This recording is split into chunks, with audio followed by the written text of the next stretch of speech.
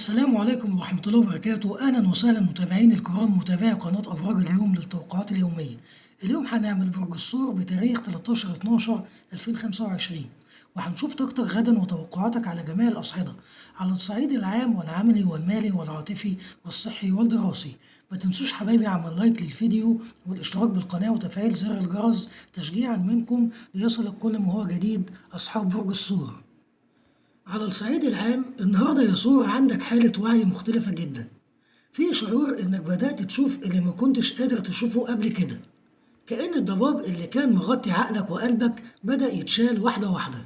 كمان في جوانب في حياتك كانت واقفة يا ثور، زي تصرفات من ناس ما كنتش شايفها أو مواقف كنت محتار فيها، لكن النهارده يا ثور هتحس إن الصورة بتتجمع قدامك وبتكشف إنك كنت ضاغط على نفسك فوق اللزوم.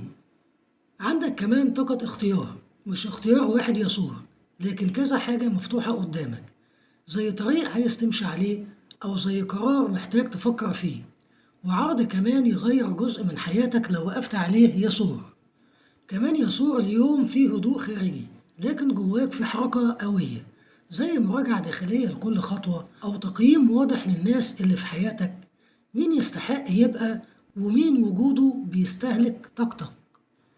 أما على الصعيد العملي، في العمل يا ثور أنت داخل على يوم فيه ذكاء ومرونة أكتر من المعتاد، في كارت واضح بيقول إنك ممكن تعدل على خطة أو تغير طريقة بتتعامل بيها أو تختار أسلوب مختلف يخلي شغلك يمشي أسرع. كمان يا ثور في ناس حواليك بتراقب خطواتك، بعضهم عايز يقلدك وبعضهم مستني يشوفك هتعمل إيه، بس الحلو إنك النهاردة يا ثور ماسك زمام الأمور. كمان يا ثور ممكن يجيلك اتصال فيه خبر كويس أو فرصة تعاون أو اقتراح يفتح ليك باب أكبر أو حل المشكلة كانت معقدة. ولو في شغل متأجل فالنهاردة عندك طاقة إنجاز كاملة، ولو مش بتشتغل يا ثور فالنهاردة في مؤشر إنك هتسمع خبر يخص شغلك أو مقابلة أو خطوة قادمة. أما على الصعيد المالي رزق بيجي من مكان غير متوقع، الوضع المالي عندك يا ثور اليوم مستقر أكتر من الأيام اللي فاتت. كمان في رزق بس رزق مش مباشر، يعني ممكن يجيلك من عن طريق جانبي أو مبلغ يرجع ليك أو فرصة تخليك تحافظ على فلوسك بدل ما تصرفها. كمان عندك إحساس يا ثور إنك بدأت تفهم قيمة كل جنيه وبدأت تعيد ترتيب أولوياتك المالية، وفي طاقة بتأكد إنك داخل على فترة مالية أحسن حتى لو لسه الخطوات مش كاملة يا ثور. كمان لو في صفقة أو بيع أو شراء النهاردة مناسب جدا إنك تراجع التفاصيل، لأن عندك حس قوي يا ثور بيخليك تختار الصح. أما على الصعيد العاطفي مشاعر حقيقية بس محتاجة وضوح.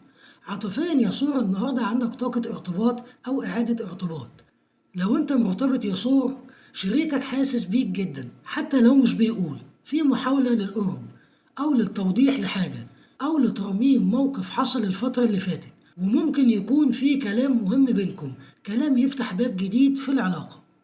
ولو في زعل فالنهاردة فرصة ممتازة للصلح يا ثور، في طاقة احتواء بينكم وكأن كل واحد فيكم فاهم التاني أكتر. ولو انت مش مرتبط يا ثور في حد بيفكر فيك وبيتردد ياخد خطوة، الشخص ده شايفك مختلف وشايف فيك حاجة بتشده بشكل مش مفهوم. ولو في حد في الماضي فالنهاردة احتمال تفكر فيه بشدة أو توصلك إشارة تخصه بشكل غير مباشر. أما على الصعيد الصحي هدوء نفسي بعد قلق، على المستوى الصحي يا ثور واضح إن الأيام اللي فاتت كان فيها توتر نفسي أو تفكير زيادة أو قلق أو حتى قلة نوم، لكن النهاردة طاقتك بترجع تهدى، في إحساس ترابط مع نفسك يا ثور ورغبة إنك تهتم بجسمك أكتر وتخلي بالك من راحتك. كمان لازم تمشي شوية يا ثور وتاكل أكل خفيف وتشرب مية كتير وتنام بدري، ولو عندك تعب بسيط فالنهاردة بيبدأ يخف تدريجيا. أما على الصعيد الدراسي تركيز وتحليل واستيعاب عالي، على المستوى الدراسي يا ثور أنت النهاردة في قمة التركيز والتحليل، قدرتك على فهم المعلومات أعلى وحماسك للتعليم بيرجع، لو عندك مشروع أو واجب أو مذاكرة فالنهاردة مناسب جدا إنك تنجز جزء كبير. كمان لو في موضوع كنت مش قادر تفهمه يا ثور فالنهاردة هيفتح معاك بمنتهى السلاسة وكأن دماغك بتجمع المعلومات بسرعة غير عادية.